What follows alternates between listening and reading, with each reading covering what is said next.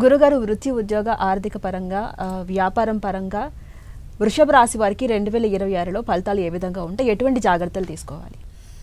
ఓం శ్రీ గురుభ్యో నమః.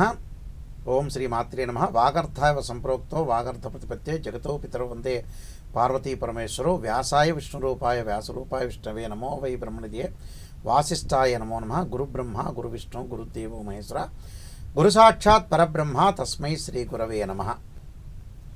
వృషభ రాశి వాళ్ళకి ఏ విధంగా ఉండబోతుంది 2026లో? సహజంగా ప్రామాణికంగా ఏంటంటే ఉగాది నుంచి మనం తెలుగు సంవత్సరం అనేది కొలుస్తుంటాం.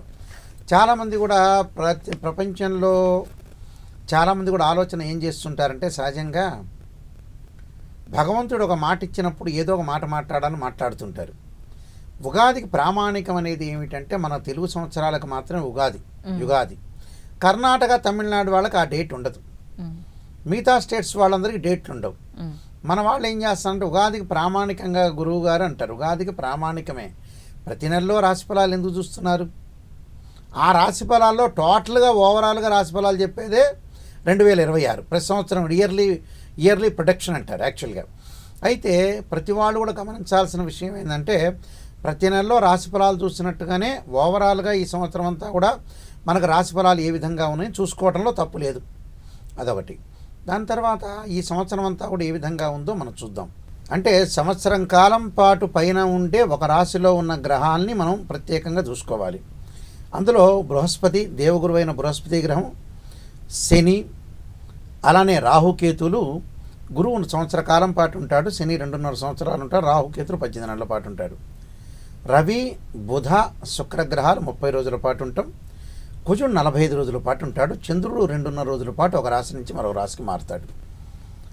అయితే ఈ గ్రహాలన్నీ కూడా మనం తీసుకునేటట్టయితే ఈ సంవత్సరం ఏ విధంగా ఉండబోతుంది అంటే, సహజంగా ఆర్థిక పరంగా అనుకూలంగా ఉంటుంది. వీళ్ళకి ఎలాంటి ఇబ్బందులు కలిగే సూచనలు అనేవి ఉండవు. అయితే కొంత డబ్బులు ఖర్చు పెట్టే సూచనలు ఉంటాయి వీళ్ళకి. అంటే ఒక 25% వృధా ఖర్చులు జరిగే అవకాశాలు ఉంటాయి. కొన్ని ఖర్చులు ఎలా ఉంటాయి అని అంటే, చరాస్తి స్థిరాస్తి అంటారు. చరాస్తి కాస్త స్థిరాస్తి రూపంలో మారిపోయే అవకాశాలు ఎక్కువగా ఉంటాయి. అంటే చరాస్తి స్థిరాస్తి రూపంలో మారటం అంటే ఏంటంటే, డబ్బులు పెట్టి కొన్ని ఆస్తులు కొనుగోలు చేసే అవకాశాలు ఎక్కువ ఉంటాయి. ఆస్తులు కొనుగోలు చేయటం అనేది మంచిదే, దానిలో తప్పేమీ లేదు. ఆస్తులు కొనుగోలు చేయొచ్చు, ముందుకు వెళ్ళొచ్చు, ఎలాంటి ప్రాబ్లం లేదు. అయితే గురువు ప్రత్యేకంగా మనం గురుబలాన్ని మనం చూసుకునేటట్టయితే ఈ సంవత్సరం అంతా కూడా మార్చి 11వ తారీఖు వరకు కూడా మిథున రాశిలో గురువు వక్రగతిలో ఉంటాడు. వృషభ రాశి వాళ్ళకి సహజంగా వృషభ రాశి అంటే రాశ్యాధిపతి శుక్రుడు అవుతాడు. ఈ వక్రగతిలో ఉండటం వల్ల మార్చి 11వ తారీఖు వరకు కూడా గురువు యొక్క స్థితి అనుకూలంగా లేదు. గురువు యొక్క అనుకూలంగా లేదు ఒకటి.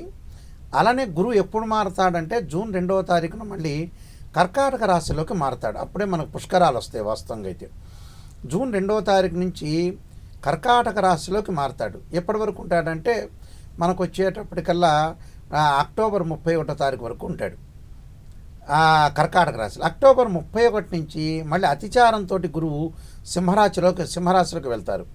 డిసెంబర్ 18వ తారీఖున గురువు వక్రగతిలోకి మళ్ళీ వెళ్తాడు అదే సింహరాశిలో. అయితే గురువు యొక్క బలం మనం చూసుకునేటట్టయితే ఈ వృషభ రాశి వాళ్ళకి లాభాధిపతి, అలానే లాభాధిపతితో పాటు ఇక్కడ అష్టమాధిపతి అయిన గురువు ద్వితీయ స్థానంలో ఉండి వక్రస్థితిలో ఉంటాడు.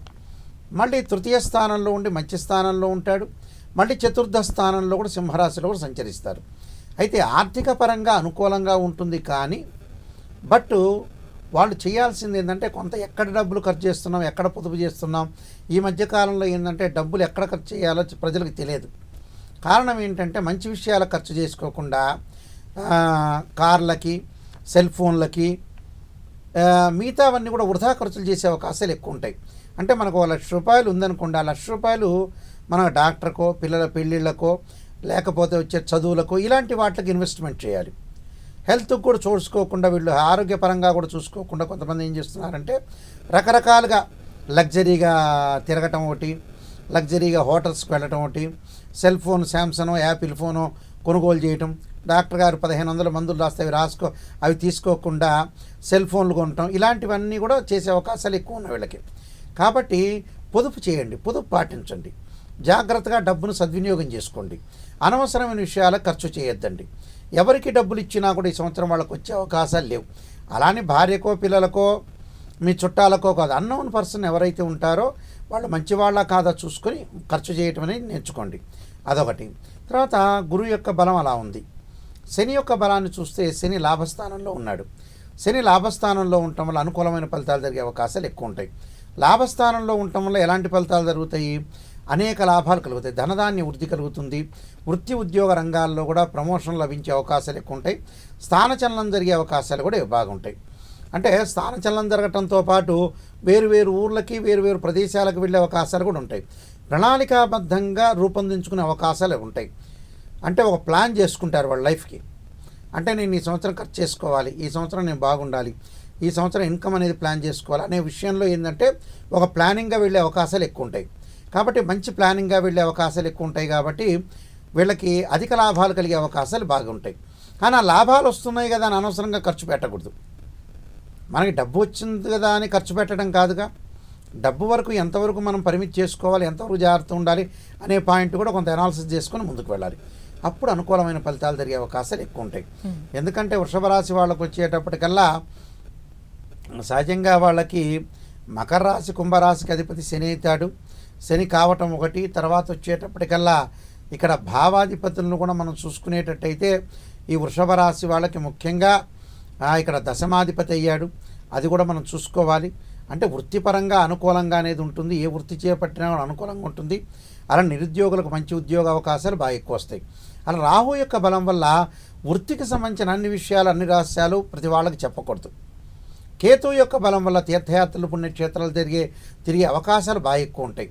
అలానే వృషభ రాశి వాళ్ళకి ఏంటంటే సింహంలో కేతు ఉంటాడు.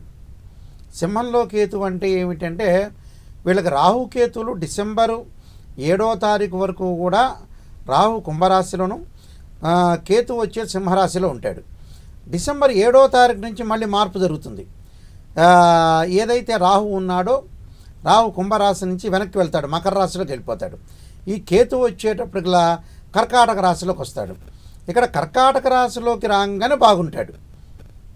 డిసెంబర్ 7వ తారీఖు నుంచి రియల్ ఎస్టేట్ వాళ్ళకి కానీ, కన్స్ట్రక్షన్ వాళ్ళకి కానీ, అలానే పొలాల సంబంధించిన రైతులకు కానీ, అంటే వ్యవసాయదారులకు కానీ వీళ్ళందరికీ కూడా అనుకూలంగా ఉంటుంది. అంటే వ్యవసాయదారుల దగ్గర నుంచి ప్రతి వాళ్ళకు కూడా కొంత అనుకూలమైన ఫలితాలు జరగటమే కాకుండా కెమికల్ ఇంజనీర్సు, మెకానికల్ వాళ్ళకి, రియల్ ఎస్టేట్ వాళ్ళకి కానీ, కన్స్ట్రక్షన్ వాళ్ళకి కానీ అందరికీ కూడా బాగా అద్భుతమైన రిజల్ట్స్ వచ్చే అవకాశాలు బాగా ఎక్కువ ఉంటాయి. కాబట్టి ప్రతి దానిలో కూడా వాళ్ళు విజయం సాధించే అవకాశాలు బాగా ఉంటాయి. ప్రతి దానిలో కూడా ముందుకు వెళ్ళే అవకాశాలు ఉంటాయి. శుక్రుడి యొక్క బలం వల్ల ప్రేమించిన యువకులకు వివాహం జరిగే అవకాశాలు ఎక్కువ ఉంటాయి. రవి యొక్క బలం వల్ల వృత్తిపరంగా కొంత ఆందోళన చెందకుండా ఉండాలి. వృత్తిపరంగా కొంత జాగ్రత్తగా ఉండాలి. సహజంగా ఏంటంటే వృషభ రాశి రాశ్యాధిపతి శుక్రుడు కాబట్టి వాళ్ళకి చాలా లక్ష్యాలు ఉంటాయి. అంటే ఉన్నదానికంటే నేను ఎక్కువగా బాగుండాలి, నేను డెవలప్మెంట్ చెందాలనే ఒక ఆలోచన అనేది ఒకటి ఉంటుంది. అది మంచిదే, కానీ లైఫ్ను కూడా ఎన్హాన్స్ చేసుకోవాలి. ఒక ఎయిమ్ ఉండాలి, యాంబిషన్ ఉండాలి, తప్పు లేదు. కానీ వాళ్ళు మానసికంగా స్ట్రగుల్ పడే అవకాశాలు ఎక్కువ ఉంటాయి. అంటే ఉన్నదానికంటే ఎక్కువ ఊహించుకుంటారు. ఎలా ఊహించుకుంటారు? ఉన్నదాంతో సంతృప్తి చెందే జనాలు కాదు ఈ రాశి వాళ్ళు. అంటే ఎక్కువ పర్సెంట్ ఏంటంటే ఉన్నదాంతో ఉండదు.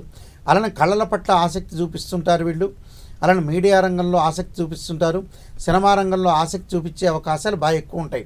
వాళ్ళకి రకరకాల ఇంట్రెస్ట్తో ముందుకు వెళ్ళే అవకాశాలు ఖచ్చితంగా ఉంటాయి. కాబట్టి వీళ్ళు కొద్దిగా పరిహారాలు చేసుకొని ముందుకెళ్తే వీళ్ళకి మంచి జరిగే అవకాశాలు ఖచ్చితంగా ఉంటాయమ్మా. అంటే గురువుగారు వృషభ రాశి వారు 2026లో ఏ విధమైన పరిహారాలు పాటిస్తే మంచి లాభాలు కలుగుతాయి? వీళ్ళు ముఖ్యంగా దేవానాంచ ఋషీనాంచ గురుకాంచన సన్నిభం బుద్ధిమతం త్రిలోకేశం తం నమామి బృహస్పతి మన మంత్రాన్ని వీలైతే శనగలు దానం చేయాలి. ఆ శనగలతో పాటు కుబేరుడు యొక్క మంత్రాన్ని కూడా చదువుకోవాలి. అంటే ఆర్థిక పరంగా అనుకూలంగా ఉండాలంటే కుబేరుడు యొక్క మంత్రాన్ని చదువుకోవటం ఒకటి. మానసికంగా వీళ్ళకి ప్రెజర్ లేకుండా, మానసికంగా ఆందోళన లేకుండా ఉండాలంటే ఖచ్చితంగా చంద్రుడి యొక్క ఆరాధన చేయాలి. ఎలాంటి ఆరాధన చేయాలంటే చంద్రగాయత్రి మంత్రం అనేది ఒకటి ఉంటుంది. క్షీరపుత్రాయుధి అమృతతత్వాయుధీమే తన్నో చంద్ర ప్రచోదయాత్ అనే మంత్రాన్ని చక్కగా చదువుకోవాలి. వీలైతే బియ్యం దానం చేయటం, అలానే శివుడి యొక్క ఆరాధన చేయటం వల్ల వీళ్ళకి మంచి జరిగే అవకాశాలు ఖచ్చితంగా ఉంటాయమ్మా. చాలా చక్కగా చెప్పారు గురువుగారు. ధన్యవాదాలు.